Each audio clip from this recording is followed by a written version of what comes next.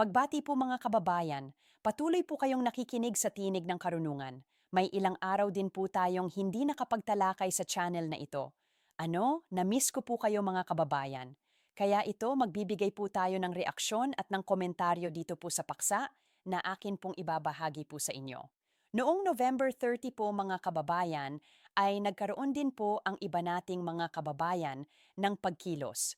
Nagsagawa din po sila ng rally. Ito po yung isa sa mga bahagi ng rally na yon sa Luneta ng pagkilos po noong November 30 at meron din po sa EDSA. Ngayon, hindi ko na po sana bibigyan pa ng komentaryo yung nangyaring rally po noon. Kasi ako inunawa ko eh. Sabi ko mga kababayan din natin yan. Katulad din natin na nag-rally noong November 16, 17, sila man din ay may karapatan na bumoses at manawagan sa ating pamahalaan. Meron din silang karapatan na gawin yung ginawa po natin noong November 16 at 17. Kaya sabi ko, okay lang yan. Hindi ko na para batikusin pa yan kahit ang totoo. Yung bahagi pong yon, yung mga nangunguna po, ilan sa mga nangunguna sa rally po, nung November 30, sila po yung nanginsulto sa atin ba? Na keso sinabihan tayo na minority daw tayo na wala raw epekto yung gagawin nating mga rally. Ang totoo sila yung nagsalita nung January 13 sa atin nung nag-National Rally for Peace tayo sinabi nila minority lang sila Totoo namang minority tayo Sino ba ang may sabing majority tayo, di ba? Pero yung sinabi niya kasing yon, insulto yun Ba na parang sinasabi niya, walang epekto yan. Hindi pakikinggan ng gobyerno yan. Di ba? Kahit pagan, hindi ko na sana para batikusin ngayong nangyaring rally nila noong November 30. Ang kaso nga lang merong isang kardinal na nagsalita at imbes na mag-focus siya sa pinaka-speech niya sa pananawagan niya sa pamahalaan. Lumihis, sumegway ng bahagya, biglang bumatikos, biglang nagpasaring, biglang nagpatutsada sa ibang relihiyon, partikular sa Iglesia ni Cristo na ang sabi niya sana maging totooan na raw yung pagpananawagan ng Iglesia ni Cristo noong November 16 at 17. Mabuti pa po mga kababayan, pakinggan natin yung naging speech po ni Cardinal David. At talaga dito may ipapaunawa ako sa inyo Hindi naman para siraan natin ang simbahang katolika ng walang batayan. Hindi para banatan ang mga kababayan nating katoliko, na walang pinanghahawakang anumang ebidensya.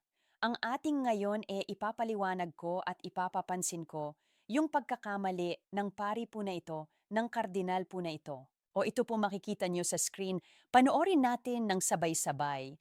Inaasahang pakiki nila sa ating panawagan na ipinahayag na natin nung part 1 ng Trillion March na ginawa natin last September 21. Oo, Transparency and Accountability for a Better Democracy. Wow. Mm, ang sigaw ng Luneta ay biglang naging pareho sa sigaw ng EDSA. Yun yung sigaw daw ng panawagan nila sa EDSA noong September 21. Abay naging kapareho daw ng sigaw ng Luneta noong November 16 at 17. Na rally na yun nga ay yung Rally for Transparency and a Better Democracy na kung saan tayong mga kababayan at tayong mamamayan ng Pilipinas noong November 16 at 17 sa pangunguna ng Iglesia ni Cristo ay nanawagan ng transparency and accountability kaugnay nga sa nangyayaring katiwalian at anomalya diyan sa flood control projects. Sa sinabi po ni Father, pinalalabas niya gaya-gaya ang Iglesia ni Cristo. Gaya-gaya ang nangyaring rally noong November 16 at 17 sa nangyaring rally noong September 21 doon sa EDSA. Bakit? Kasi nagiging pareho daw yung panawagan. Ito naman ang tanong ko kay Father o kay Cardinal. Cardinal David, hindi ba't iisa lang naman ang issue ang ating pinananawagan sa pamahalaan? Na ang issue na yon, papanagutin yung mga sangkot sa nangyaring anomalya sa flood control projects. Bigyan ng hustisya ang ating mga kababayan, tayong mga mamamayan ng Pilipinas na naging biktima ng nasabing katiwalian. Hindi ba't yun ang iisang sigaw natin?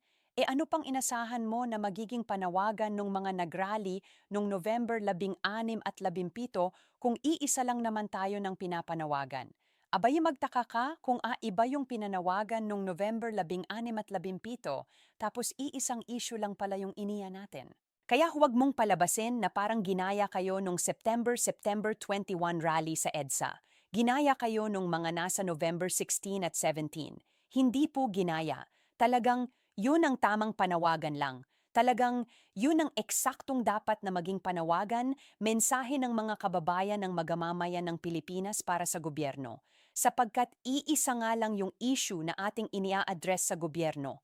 Magtaka ka kung iisang issue yung inia-address pero magkaiba ng panawagan. Opo ba? Kaya huwag mong palalabasin na ginaya kayo, huwag. Kasi kung kayo ang papansinin at bibigyan ng atensyon, teka, ba nagrally rin kami nung January 13, National Rally for Peace nga na ang sabi namin unahin yung mga problema ng bansa, unahin yung pinaka-iswe ng bansa. O ngayon sasabihin ko ang tanong ko ngayon kay Cardinal, sino ang nauna na manawagan sa gobyerno na unahin ang mga problema ng bansa? O ba ang pangit pakinggan? Ganon din kasi ang ginawa mo pero hindi namin ginawa yun sa inyo. Kahit nung nag-rally kayo nung September 21, kahit na may naunang rally sa inyo nung January 13, nagkataon lang na talagang may problema ang bansa kaya kailangan nating kumilos, kailangan nating magkaisa.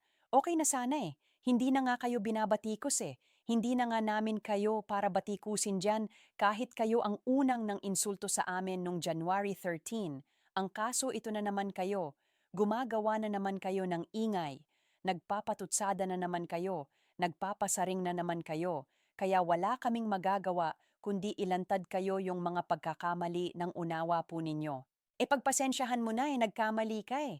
Kailangan kang ituwid. Tuloy natin. Salamat sa Diyos at nagtatagpo ang ating mga adhikain kasi nga iisa lang naman ang panawagan naming nabigla sila sa mga hindi inaasahang mga messages o na lumabas sa bibig ng ilan sa kanilang mga invited speakers, pati naman at tuloy na pilitang mag-al sa balutan ng mas maaga. Bagagawa na naman ng issue ni Kardinal, napakaalam mo, isipin mo nangunguna, una ka, isa ka sa mga nangunguna sa isang relihiyon tapos ikaw yung pagmumulan ng misleading information doon sa mga napangunahan mo. Palibasang magkaiba kayo ng relihiyon nung sinasabihan mo. Isipin ninyo, sinasabi dito ni Kardinal na pilitan daw magalsbalutan yung mga kababayan natin nung November 16, 17 sapagkat hanggang 18 po dapat yon. At dahil daw sa mga nagsalita doon sa mga speaker na parang nagulat daw kami sa mga nasabi na mga naging pahayag napilitan daw kaming mag-alsa bulutan. Parang dahil daw doon hindi na raw itinuloy yung rally hanggang 18 kaya hanggang 17 lang. Samantalang ang Iglesia ni Cristo merong opisyal na pahayag na kaya ipinatigil na yung rally nung 17 pa lang kaya hinintinto na sapagkat nakuha na ng Iglesia ni Cristo yung layunin na mapakinggan ng gobyerno, yung hinaing ng rally na yon, yung panawagan nung pinakapagkilos na yon. Bakit? Kung sa international media nga nabalita ang Iglesia ni Cristo at yung nangyaring rally for transparency and a better democracy. Kung sa iba't ibang panig nga ng mundo nakinig na sila paano pa yung gobyerno natin nandito mismo sa Pilipinas, malamang sa malamang nakinig naman na sila, ba na yun lang naman ang layunin Kayo lang naman kasi ang nagbibigay ng kulay. Kayo lang naman kasi ang nagbibigay ng ibang interpretasyon. Kaya pati kayo nalilito na rin sa pinaka-issue na kayo rin ang gumawa. Opo ba? Huwag naman sana kayong malito sa mga pinaggagawa ninyo sapagkat ang amin wala naman talagang pamumulitika. Kayo lang ang nagsasabing namumulitika ang Iglesia ni Cristo kaya nalilito kayo. Hindi ninyo nasusundan yung mga official na announcement ng ENC kasi nga merong ibang kulay sa isipan ninyo yung mga panawagan ng Iglesia ni Cristo hindi nagtatagpo-tagpo kasi kayo mismo yung gumugulo sa nangyayaring usapan. O itutuloy natin. Dinas po namin o sana tototohanin na ang adhikaing para sa transparency and accountability for a better and an even stronger democracy sa pamamagitan ng pagsuporta at pagboto sa mga tamang kandidato lamang. Ang tanong, makapipili ka ba ng tamang kandidato? Kardinal, gaano ka nakasisiguro? Ilang daang porsyento na sisiguro mo sa isip mo, sa puso mo, na kapag nanalo yung kandidatong gusto mong manalo, bubuti lagay ng Pilipinas. Doon pa lang sa sinabi mo, yan ay patotoo na ebidensya na kayo ang namumulitika, na kayo na kaya kayo nagsagawa ng rally, hindi naman para talaga manawagan kundi para tulig sa inyong ayaw ninyong politiko at may ipalit kayo na gusto ninyong politiko. Samantalang ang panawagan nung November 16 at 17, yun ang lehitimo. Yun ang genuine na rally para sa transparency, accountability, justice, and peace. Sapagkat wala kaming ipinipilit na politiko. Ang amin, mabigyan ng hustisya ng demokrasya ang bansang Pilipinas bunga ng nangyaring katiwalian. Samantalang kayo, kaya kayo nagrally kasi gusto ninyo mahalal yung para sa inyo tamang kandidato. Paano mo ngayon masasabing tamang kandidato yung mga politikong sinusuporta ninyo? Bakit? Paano nyo nasisiguro na kapag ka nailagay nyo na sa pwesto yan, sa pagiging presidente yan, kapag ka nahawakan na niya yung pinakamataas na kapangyarihan sa bansa, ganun pa rin ang magiging trato niyan sa inyo? Papaano ninyo ngayon masasabi na kapag naging vice presidente yan, naging senador yan, ganun pa rin yan? Kahit pa sabihin niyong ito pinagbabatayan namin, malinis na track record, may educational background, tao pa rin yan. At kardinal, bilang kardinal, dapat alam mo sa Biblia, ang tao nagbabago. May taong mula sa masama, nagbago, naging mabuti, pero may mga taong mabuti na naging masama. O na lang, Kardinal Tutal, may alam ka naman sa Biblia. Ako, hindi naman ako pastor, hindi ako tagapagturo. Pero ako ay naturuan lang na kapag basa-basa lang. Ano kung si Kristo nga po naghirang siya ng lingawang apostol? Dun sa lingaw apostol na yon, may nagtridor pa sa kanya.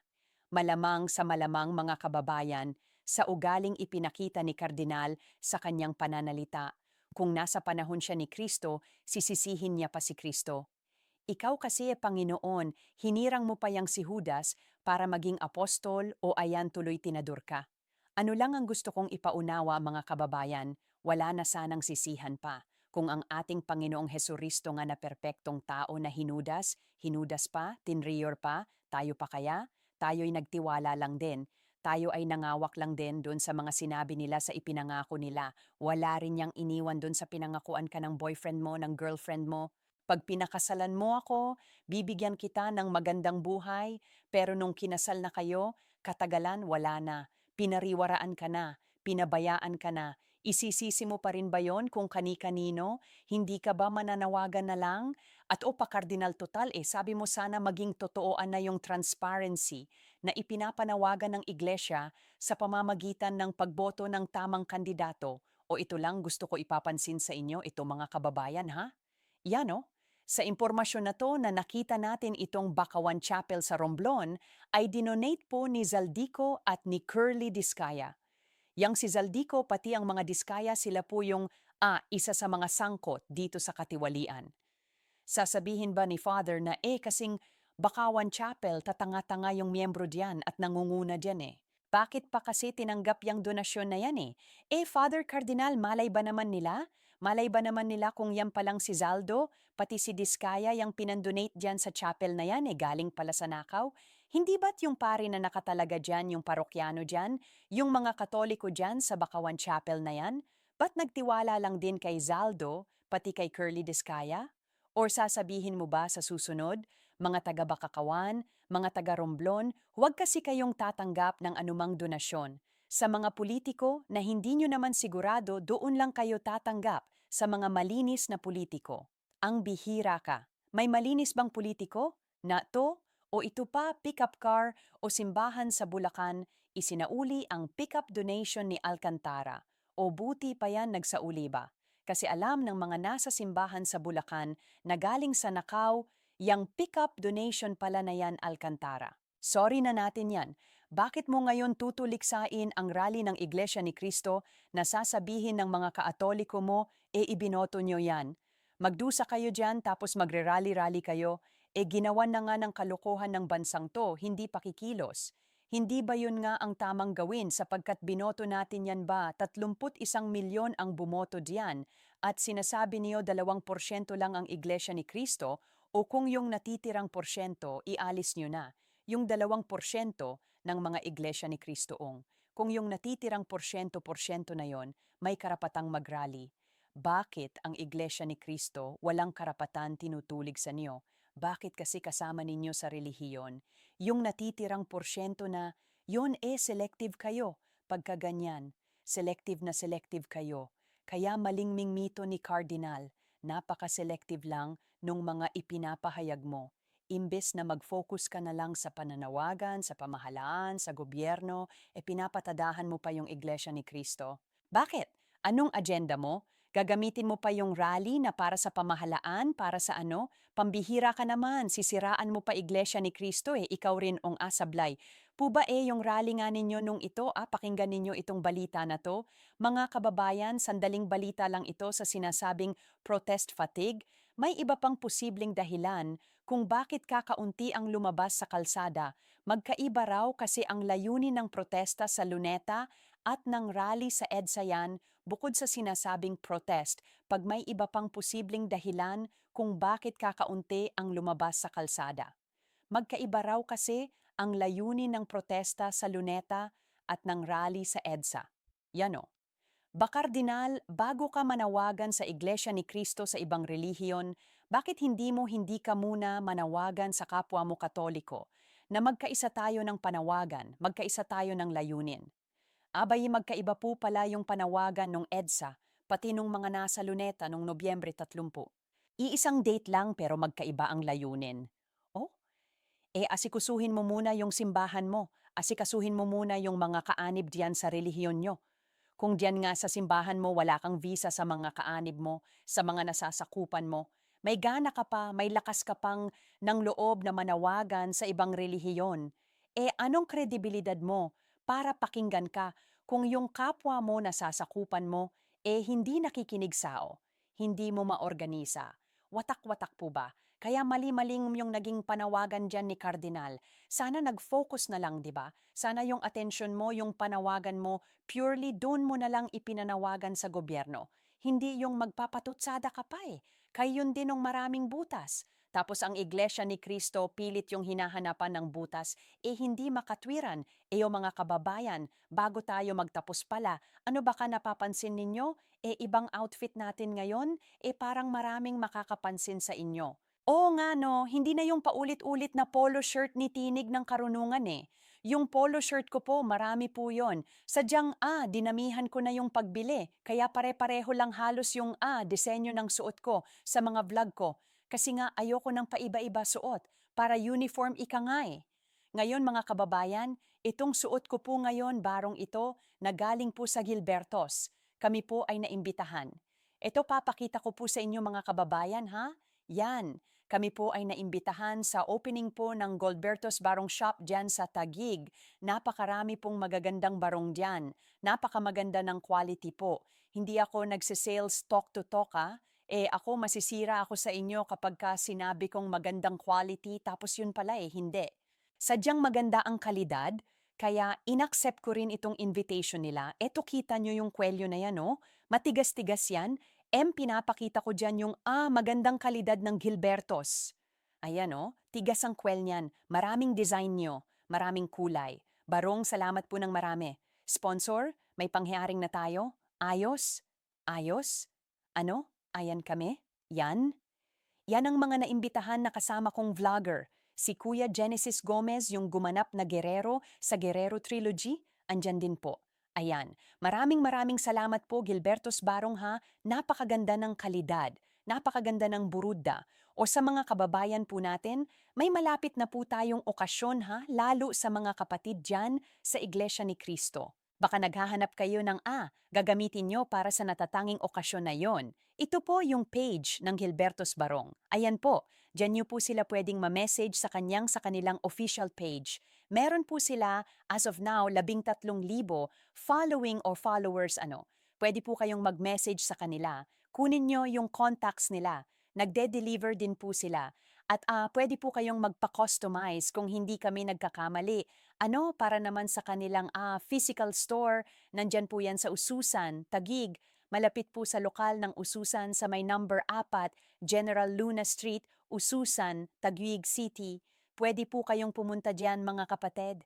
Hanggang sa susunod po na talakayan, paalam, M.